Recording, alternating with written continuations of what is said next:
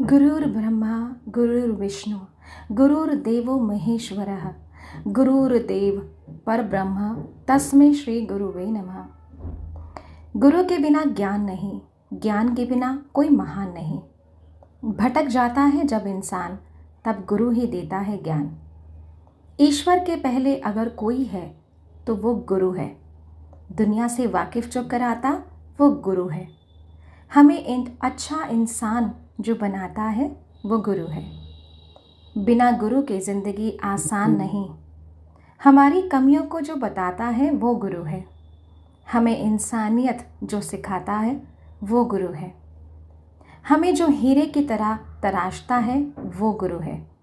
हमारे अंदर एक विश्वास जो जगाता है वो गुरु है। राजन के राजा, महाराजन के महाराजा, जय जय गुरुजी महाराज। गुरुजी साहिब, धन भाग हमारे जो हम आपके सहारे। गुरुजी इस रहमत चैनल पे आप सभी संगत का स्वागत है। गुरु पूर्णिमा की आप सभी संगत को ढेरों ढेरों बधाई। शुक्राना महाराज का कि वो हमारी ज़िंदगी में आए, हमें तराशा और हम जैसे नाशुक्रों को अपनी संगत बनाया। ऐसे गुरु को शत शत नमन है मेरा। संगत जी, आज का सत्संग बहुत ही प्यारा, बहुत ही खास गुरु महाराज के समय की संगत लीला जोशी आंटी का सत्संग है। मैं आप सभी से निवेदन करूंगी इस सत्संग को बहुत ध्यान से पूरा और अंत तक जरूर सुने, ताकि आप सभी को महाराज की गुरु कृपा मिल सके और आगे जीवन में भी महाराज से जुड़े रहें। चलिए सुनते हैं आज का सत्संग। जय गुरु जी। जय गुरु जी। सारी साथ संगत गुरु जी के चरणों में कोटि कोटि प्रणाम और आप सबको भी मेरा प्यार भरा नमन। बहुत कृपा गुरु जी की और आप सब लोग का बहुत बहुत धन्यवाद हर जीव अवसर देने के लिए। तो सबसे पहले तो हम लोगों को ये सोचना चाहिए कि किस्मत और अपना हमारे पूर्वजन्म के कर्म इतने अच्छे हैं कि हम इस जन्म में गुरु जी के चरणों में बैठे हैं।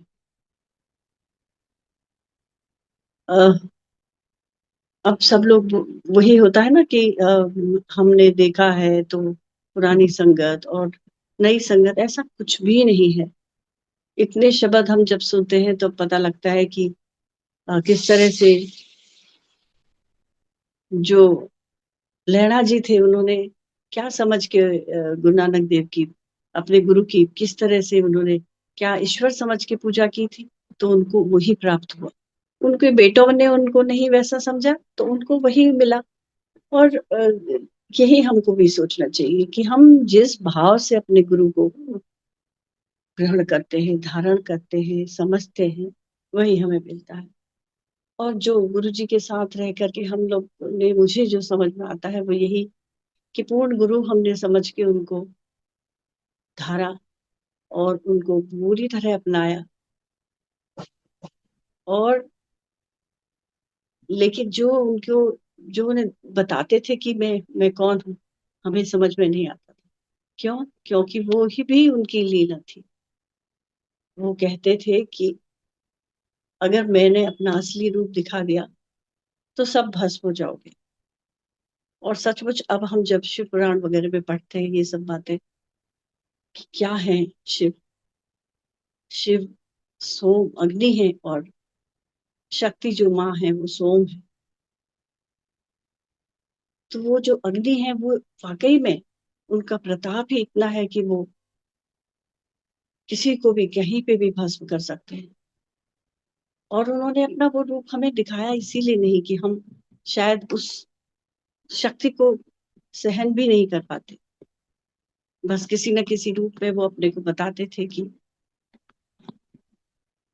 अगर जैसे गुरु जी कभी सोते नहीं थे तो हम लोगों ने बहुत बारी पूछा कि गुरु जी आप आराम कीजिए या जो भी, तो वो कहते थे कि रब सो गया तो प्रलय ना आ जाएगी। तो उन्होंने एक हिंट दिया कि रब ही हूं मैं, लेकिन जितनी बुद्धि दी वही तक हमें समझ में भी आया। तो खैर ये तो गुरु जी की महिमा है ही। सब इतनी बार अब तो सालों साल से सारे विश्व में गुरु जी के सत्संग होते हैं।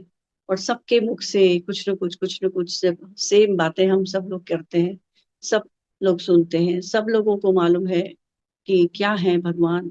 और ज्यादा उसमें दिमाग लगाना भी नहीं चाहिए, क्योंकि जितने हमें पता है बस पता है। आप अपना कनेक्शन गुरु जी से बना के रखिए। अब उनके साथ जुड़ने का जो मेन चीज है वो ये होनी चाहिए कि उनका डायरेक्ट कनेक्शन होना चाहिए। डायरेक्ट कनेक्शन गुरु जी इसीलिए कहते थे कि तार से तार जोड़ो। उसका मतलब ही ये होता था कि गुरु जी हमें बताते थे कि जितनी देर भी तुम गुरु जी के साथ बैठते हो, कीर्तन भजन में बैठते हो, सत्संग में बैठते हो, तो उस समय अपने ध्यान से कनेक्ट हो, मुझसे कनेक्ट हो। और वो कनेक्ट होने का तरीका सबका अपना अपना अलग अलग होता है। हर इंडिविजुअल का गुरु जी से जुड़ने का, गुरु जी के कोर्स के नजदीक अपने को लाने का, सबका अपना अपना तरीका होता है।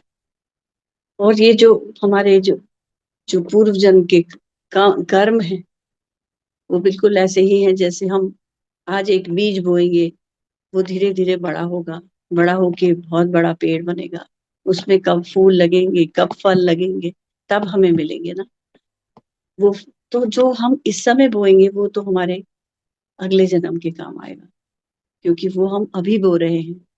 और इसीलिए गुरु जी हमें ये कहते थे कि अच्छे इंसान बनो। जो हमने अभी हम हैं, वो हमारे पहले जन्म के बोए हुए पेड़ हैं, और हम उनके फल अब खा रहे हैं।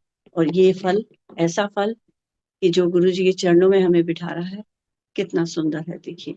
तो यही समझते हुए गुरु जी हमें एक सही रास्ता दिखाते थे कि आप नेक इंसान बनो, इस समय इतनी अच्छी जगह पे बैठे हो, आगे के लिए भी अपनी सब जिंदगी सुधार लो। मोक्ष तो पता नहीं किसको कब मिलता है और क्या होता है, किसी को नहीं मालूम। कितने जन्म लेने पड़ते हैं या लेने पड़ेंगे या लिए हैं, किसी को भी नहीं मालूम। एक गुरु जी ही जानते हैं सब कुछ। उस जन्म के उन उन कर्मों को सुधारने के लिए आपको अभी सही सही बीज बोना पड़ेगा, उसको सही तरह से सींचना पड़ेगा। उसके लिए आपको एक चंगा बंदा बनना पड़ेगा। और हम जो देखते हैं अपने अंदर, गुरु जी के पास आने से पहले हम इतने भुलेखों में भटकते थे, इतनी ये नहीं किया तो ये हो जाएगा, ये नहीं किया तो, तमाम रिचुअल्स में फंसे हुए थे। और मैं अक्सर वो अपना एक सुनाती हूँ। गुरु जी के पास आने से पहले हम दोनों जने, हस्बैंड वाइफ दोनों, शुक्रवार का व्रत करते थे। और यूं ही जैसे सब आर्मी में ऐसे होता है कि सब लोग मिलजुल के, सारी लेडीज, सारे जो उसमें जेंट्स भी शामिल हो जाते हैं, तो अपना वो व्रत किया। उसके बाद शाम को कोई एक संतोषी माता का मंदिर था, वहां जाते थे। उसके बाद जो भी था, जो भी खाया, उसमें खट्टा नहीं खाना होता। अब हम इसी बीच जब हम सब वहां थे, जलंधर में थे, तो इसी बीच हम गुरु जी के पास जाने लगे।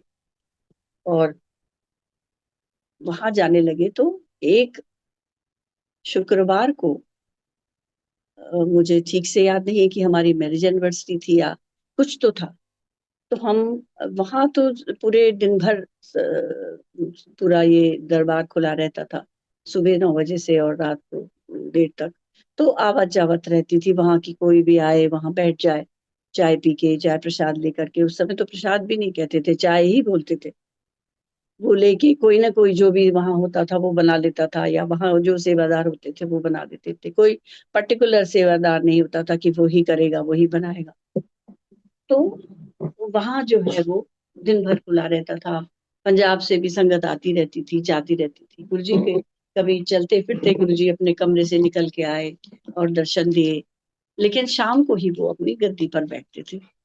और ऐसे ही कितने को दर्शन हो जाते थे, कितनों को कभी नहीं होते थे, कभी कमरे में ही बुला लेते थे गुरुजी। मतलब वहां काफी कोई इस तरह की पाबंदी नहीं थी, और बहुत सरल तरीके से सब लोग गुरुजी से के पास आ जा सकते थे।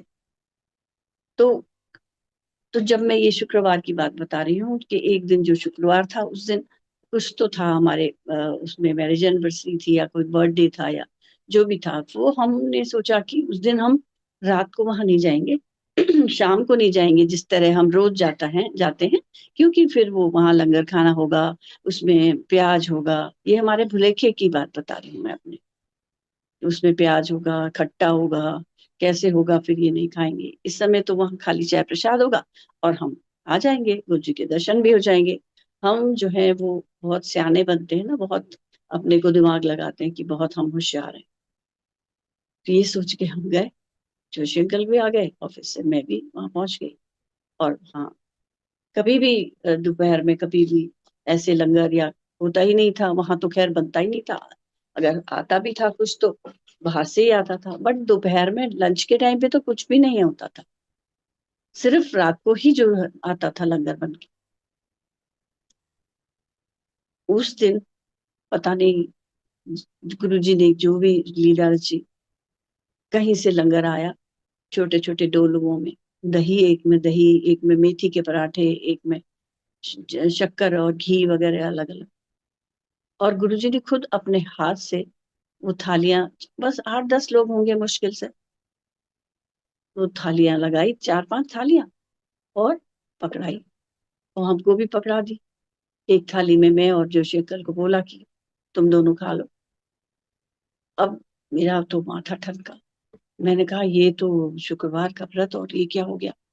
और कुछ कह तो सकते नहीं थे गुरु जी से। तो अब उसमें था दही, और एक एक वो थाली के एक कटोरी में चीनी में शक्कर रखी हुई थी, एक में देसी घी रखा था, एक में दही रखा था, और पराठे रखे थे, मेथी वाले पराठे। जोशी अंकल तो अपना खाने लगे झटपट बैठ के, और मैं बहुत ज्यादा मुझे, क्योंकि मेरे अंदर में और दुविधाएं भरी हुई थी, इसलिए जो है वो मुझे लगा कि ये क्या हो गया। अब मैं सोचती रही, लेकिन जोशी अंकल तो ले खा लिया। मैंने सोचा मैं थोड़ा ज्यादा होशियार बनी। मैंने सोचा गुरु जी को क्या पता लगेगा। मैंने झटपट वो पराठा का टुकड़ा और शक्कर के साथ और उसके साथ धीरे धीरे करके वो खा लिया। मैंने सोचा गुरु जी को तो पता लगेगा नहीं, और मेरा भी वो भी होगा। और मन में सोच रही हूँ कोई बात नहीं, शाम को खाना नहीं खाएंगे, और एक टाइम तो खाना होता है, ये है वो है, अपना सोच के। और मैं वो शक्कर और घी के साथ वो परोठा मैंने भी खा लिया, और चले जी बहुत होशियार बन के। थोड़ी देर बैठे, गुरुजी ने बुलाया। गुरुजी ने मुझसे कहा, किचन में कीनू पड़े हैं, छील के ले आ। आप सोचिए, शुक्रवार का व्रत, और मुझसे बोले गुरुजी ने कीनू छील के ले आ, लूण पा के लाई, और थाली में लाना बोला। बड़ी थाली थी, उसमें कीनू पड़े हुए थे किचन में, वो कट्टे में बड़े, बहुत सारे बड़े बड़े कीनू छीले, और उसको सजाया थाली में, नमक डाला ऊपर से, और लेके गई। मन में कुड़ हो रहा है, अंदर से कुछ कुछ कुछ हो रहा है। खट्टे में हाथ लगा दिया, ये कर दिया वो कर दिया अंदर से, और थाली लेके पहुंच गई गुरु जी के पास। तो ये है थाली, मतलब लीजिए, आपने बोला है तो। मन में कुछ नहीं, बस ऐसे ही थाली लेके आ गए। गुरु जी ने उसको हाथ भी नहीं लगाया, उसकी तरफ देखा भी नहीं, मेरे से ही बोला कि इसको बरता दे। बरता दे मीन्स इसको बांट दे। मैंने वो सबको, जितनी भी संगत थी सबको ये अपने हाथ से दो दो, एक एक, तीन तीन फाकी, जिसको जितनी देना था, थोड़ी सी संगत थी, सबको बांट दिया। अब गुरुजी ने मेरा जो मेरे अंदर का कीड़ा था उसको निकालना था, लेकिन वो कीड़ा इतनी जल्दी निकलने वाला तो था नहीं। फिर भी मेरे अंदर से वो होता रहा, कुछ कुछ तो होता रहा कि ये क्या हो गया। घर गए, दूसरे दिन, अगला नेक्स्ट मंडे, नेक्स्ट फ्राइडे आया। मैंने अपने बेटे को भी बोला, औरों को भी बोला कि इसमें उद्यापन करेंगे, कोई खट्टा नहीं खाएगा। तो वो यही हुआ। बच्चे जो थे वो दूसरे दिन सुबह सुबह, मेरा बेटा जो था वो फ्राइडे वाले दिन, अब उसने पहले से ही कह दिया था अपने दोस्तों से और जिनसे भी, खट्टा नहीं खाना, और कल को हमारे यहाँ उद्यापन है। लेकिन हुआ क्या था कि जो जैसे अब सुबह का जो ब्रेकफास्ट बनता था, वो वहां जो सेवादार रहते था, सुदामा या जो भी कोई होता था मंदिर में, वो हमारे घर से वो बन के वहां जाता था ब्रेकफास्ट। उस दिन वो मेरा छोटा बेटा नितिन वो लेके गया वहां मंदिर। वहां गया तो वहां सुबह सुबह उसे गुरु जी के दर्शन हो गए। गुरु जी ने कहा, जूनियर जोशी बोलते थे गुरु जी उसको, कभी जोशीदा मुन्ना बोलते थे। तो कहते थे ये जो जूनियर जोशी आया है इसको कोका पिलाओ, कोका कोला पिलाओ। तो वो फ्रिज में से तो सुदामा ने निकाला और नितिन को वो पिलाया। नितिन तो बहुत खुश कि मुझे गुरुजी ने कोका कोला पीने को दिया। बहुत ही खुश घर आया। घर आके बहुत बहुत ही खुश, आज गुरुजी ने मेरे को कोका कोला पिलाया। बच्चे तो वैसे ही खुश होते हैं। मैंने तो उसको फिर डांट लगाई कि मैंने तुमको बोला था ठंड, तो बोला मेरे को तो गुरुजी ने दिया था, मैं क्यों नहीं पीता। तो देखिए, अब वो गुरुजी इतने सुबह सुबह उठ के बाहर भी नहीं आते थे और दिन, या इतना जो भी उस दिन, क्योंकि वो मेरे को मेरे भ्रम को उन्होंने तोड़ना था। उस दिन वो बाहर थे, कमरे से बाहर। तो फिर मैंने जो है वो फिर मेरे को बहुत मैंने कृप किया शाम को। लेकिन वो जो भी था जैसे भी था उन बच्चों को खिला पिला के उद्यापन कर दिया। जब शाम को मंदिर गई तो फिर बहुत बहुत डांटा गुरुजी ने मुझे और बोला इतने ऐसे भुलेखों में पड़े रहते हो। और पता नहीं जो भी किया गुरुजी ने, कुछ तो हुआ ही, जो कि मेरे अंदर का जो वो भ्रम था, वो कीड़ा था, वो निकल गया। वो दिन और आज का दिन, ना कोई भ्रम, न कोई किंतु परंतु, न कोई रिचुअल्स। जो है सब गुरुजी को अर्पित अर्पित करके हम उसी तरह चलते हैं। और हमारे अंदर शंकाएं भी नहीं आती। सचमुच में गुरुजी की असीम कृपा। कोई शंका, कोई ये क्या वो क्या, ये कैसे वो कैसे, ये हो गया तो ये कैसे, बिल्कुल भी नहीं। बिल्कुल भी नहीं का मतलब बिल्कुल भी नहीं। ये सब गुरु जी की ही कृपा है। क्योंकि मैं अभी भी बहुत सारी ऐसी संगत से मिलती हूँ, जानती हूँ, जो काफी अच्छी तरह जुड़े हुए हैं, जो काफी ज्ञानवान और सब कुछ है। फिर भी वो कहीं ना कहीं ऐसे भटक जाते हैं कि आज तो ये हो गया, आज अब क्या हो। अगर समर्पित कर दिया है, छोड़ दिया है उनके ऊपर, फिर ये सोचने की जरूरत ही नहीं है। उसी को तो कहते हैं समर्पण। उसी को तो कहते हैं कि गुरु जी के शरण में जाओ। इसका मतलब तुम शरण में ही नहीं गए, तुम तो भुलेखों में ही पड़े हो। बहुत से लोग मुझे ऐसे कहते हैं, ये फलाना ये कर दीजिए, ये आपकी सेवा है।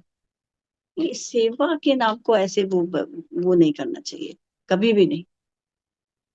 और ऐसे ही मैं माफी चाहूंगी अगर मैं किसी को बुरा लगे या किसी को वो करे। किसी को भी आप सत्संग के लिए भी, कि कोई कहता है कि सत्संग करो या नहीं करो, किसी का नहीं इच्छा है तो आप उसको बिल्कुल फोर्स मत करिए। आपका फर्ज है कि एक बार दो बार रिक्वेस्ट कर लो, लेकिन आपको नहीं करना चाहिए क्या पता उसको क्या, उसकी क्या इच्छा है जो नहीं करता, या जो, या क्या उसके लिए गुरु जी का हुक्म है, या मुझे नहीं पता कि उसकी अंतर मन में क्या है। मैं सिर्फ अपनी जानती हूँ और अपने गुरु की जानती हूँ। मुझे तो गुरु जी ने बिल्कुल भिन्न ही कर दिया है। हमेशा पॉजिटिव सोचना, ये वैसे हमारे पूरे परिवार में भी है। ये गुरु जी की ऐसी कृपा है कि हर एक के अंदर ऐसी भावना है कि पॉजिटिव ही सोचे, पॉजिटिव ही रहें। और कोशिश भी यही करते हैं कि इसी तरह सब कुछ चलता रहे। अब जब गुरु जी के संपर्क में, जब गुरु जी के साथ आगे जब हम देखते हैं कि, तभी मैं कभी सोचती हूँ कि ये छोटी छोटी जो बातों में लोग बात, किस तरह से ताली बजानी है कि नहीं, कैसे करना है, कुछ मतलब ऐसी छोटी छोटी बातें बिल्कुल नहीं करनी चाहिए। आरती में हमको घंटी बजानी चाहिए कि नहीं, ताली बजानी चाहिए, ये सब आपका अपने अंतर मन से पूछिए। आपका मन जो कहता है वो करिए। आपको मन है जोर से ताली बजाने का, बड़े आराम से मगन होके ताली बजाइए, आरती करिए, खूब डांस करिए, जो मर्जी करिए, लेकिन वो उसमें दूसरे से कुछ पूछने की जरूरत ही नहीं कि मैं ये करूं या नहीं। गुरु जी ने कभी भी किसी भी चीज के लिए ना तो कोई बंदिश रखी, ना कोई लाइन रखी। बस अपनी मर्यादा में रहिए और सच्चा इंसान और अच्छे इंसान बन के रहिए, ऐसा गुरु जी ने सिखाया।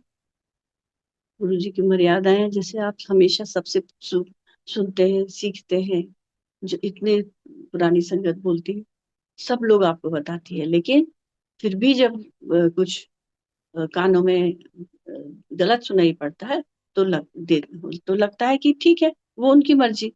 हमारा फर्ज है बताना, शब्द कीर्तन वही भजे जो गुरु जी की के उसमें बजते थे। क्योंकि वो क्यों कहा जाता है बार बार ये, क्योंकि वो ब्लेस्ड शब्द, ब्लेस्ड रागियों के, उनको स्पेशली गुरु जी ब्लेस किया हुआ है। गुरु जी ने जो शब्द मंदिर में बजते थे, गुरु जी कभी कभी शब्द बजते होते थे, उस समय भी गुरु जी कभी कभी इशारा करके बुलाते थे। जोशी अंकल को ही बुलाया, मान लिया कि कहते थे कि कुछ भी बोलेंगे गुरु जी, उनकी समझ में आए ना आए, वो डीजे अंकल के पास पहुंचने तक डीजे अंकल समझ जाते थे कि गुरु जी ने इस शब्द को बंद करके दूसरा वाला शब्द लगाने के लिए बोला। और बहुत शब्द तो ऐसे थे जो गुरु जी कहते थे कि ये दिल्ली वालों के समझ में नहीं आते, इसको मत लगाओ। एक बार बज के कोई शब्द बंद ही हो गया, सुना ही नहीं हमने फिर। तो इसलिए बार बार कहा जाता है कि जो गुरु जी के ब्लेस्ड शब्द हैं वो लगाएं, उनका रस लें, उसके बाद आप कुछ भी करिए, उसके बाद आप अपना वो करिए। कोई ये, और गुरु जी कहते थे, गुरु जी ने तो प्रत्यक्ष भी कहते थे गुरु जी ना कि जब आप किसी सिंगर को बुलाते हो, जब आप कोई स्टेज पे बैठता है और वो आप संगत, तो आपका सारा ध्यान तो उस तरफ होता है ना, आकर्षण तो आपका जो गा रहा है उसकी तरफ होता है। आप जो लौ लगाना चाहते हो गुरु जी से, वो नहीं एक तार जुड़ता। तो वो भी एक कारण, वो भी गुरु जी कहते थे कि जो लाइव जो म्यूजिक होता है वो वो क्या कहते हैं, वो भी आप सोच समझ के ही होना चाहिए वो भी। और गुरु जी की मर्यादा यही है कि उस समय ये फोन वगैरह इस्तेमाल ना हो, आपस में बातचीत ना हो, आपस में वहां पे ऐसा कोई लेन देन का बिल्कुल होना ही नहीं चाहिए कि ये मेरा बिजनेस तेरा बिजनेस। इसीलिए गुरुजी ने मुझसे तो बिल्कुल फोन में भी मना कर दिया था, वैसे ही कहते थे गुरुजी, बोला फोन च गल्ला नहीं करी थी, बोला फोन में गल्ला नहीं करी थे होते, फिर तुम लोग फोन में बातें करोगे, फिर वो किसी की जरूर कुछ न कुछ, इसने ऐसा कह दिया उसने वैसा कह दिया, फिर वो तुम चुगली और निंदा और चुगली में लग जाते हो। इसलिए गुरु जी के ये जो वचन होते थे छोटे छोटे कि चावल ते चुगली ना खाओ करो, तो इसका मतलब ये थोड़ी ना होता था कि उसमें चावल खाने में कोई परेशानी है, लेकिन वो एक एक कहावत जैसी जो बना के बोलते थे गुरु जी की, चावल ते चुगली ऐसे करके। जो नहीं करना है, जैसे चावल के लिए बोला वो तो चलो छोड़ देते, लेकिन चुगली कोई भी नहीं छोड़ता। वो सब चुगलियों में ही लगे रहते हैं। जहां दो औरतें मिली, जहां दो, मैं इसलिए कह रही हूँ क्योंकि औरतें ही बदनाम ज्यादा होती है। जहां मिली तो जरूर कुछ कुछ तीसरे की बात करेंगी कि फलाने ने तो ऐसा कर दिया, फलाने ने तो ऐसा कर दिया। उन चीजों से बचो। बचना कैसे है कि आप कन्वर्सेशन ही आपके कम होंगे, आप अपने में ही रमे रहोगे, अपने में ही मगन रहोगे हमेशा। गुरु जी की गुरु जी की के ख्यालों में, गुरु जी की कृपा में, गुरु जी की चीजों में, सचमुच में ऐसा होता है। आप करके देखिए एक बार, वो आपको पता लग जाता है कि हाँ, अब हमारा ये जो गुरु जी का जो एक गुरु जी के प्रति हमारी एक जो लगन लग गई है, वो कितनी गूढ़, अ, कितनी एक हो गई है। सोचिए, ऐसे सोच के आप कभी सोचें तो। और गुरु जी तो सबको ही मालूम है कि वो तो दाता है, वो तो बैठे ही इसलिए है कि अपनी भर भर झोलियां हमारी भरें, और अपनी जो आशीर्वाद है वो बिखेरते रहें।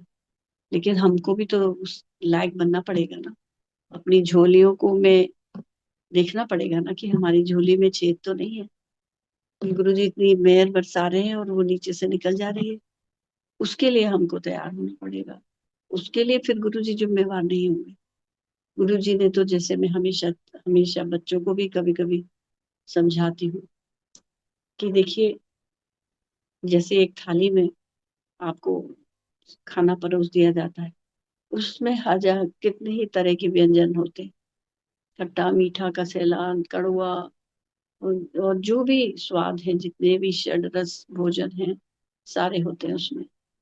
लेकिन आपको ये बता दिया जाता है कि बच्चे को कि ये कड़वा है, ये खट्टा है, ये मीठा है, ये ऐसा है।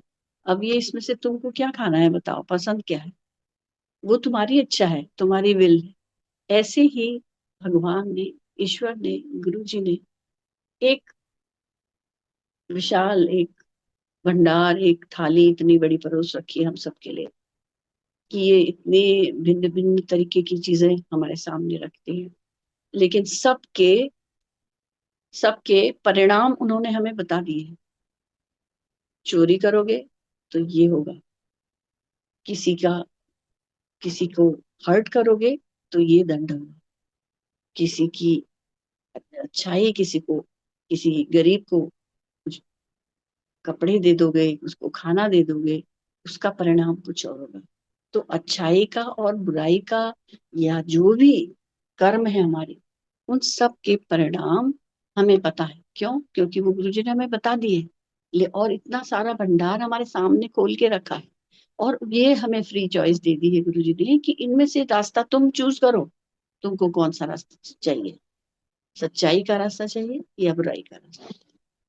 ये रास्ता तो तुमको खुद बुद्धि दी है, तुमको तुमको एक बुद्धि दी है ईश्वर ने, और कहा है कि तुमको इस रास्ते जाना है या इस रास्ते में ये कठिनाई है और इस रास्ते में ये अच्छाई है। अब तुम अपने आप चूज करो इसमें से। अगर तुमने जो भी अब रास्ता चूज किया है, फिर उसका परिणाम तुम्ही को भुगतना है। फिर तुम ईश्वर को दोष मत दो, गुरु जी को दोष मत दो कि मेरे साथ ऐसा क्यों किया, मैंने तो हर समय हर एक की अच्छाई की और मेरे साथ में ये बुराई क्यों। और वो बुराई भी क्यों कारण में आती है? क्योंकि तुम्हारे जो कार्मिक अकाउंट्स हैं, जो तुम्हारे पूर्व जन्म के कर्म है, जो तुमने बीज पहले बोया हुआ है, उसके फल मिलते हैं तुमको, और वो काटने पड़ते हैं।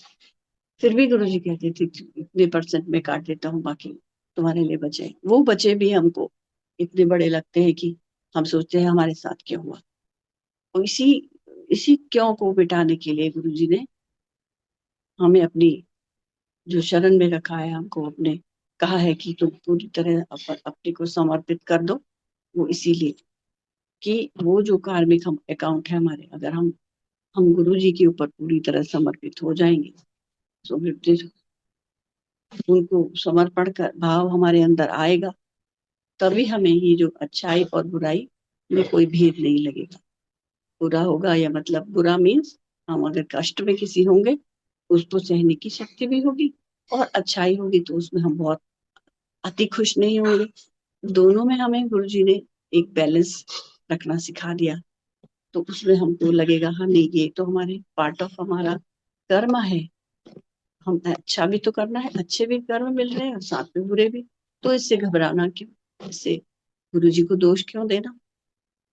ये हमारे अंदर से भाव आना चाहिए कि हम जो है वो एक बैलेंस पाथ पर रहे।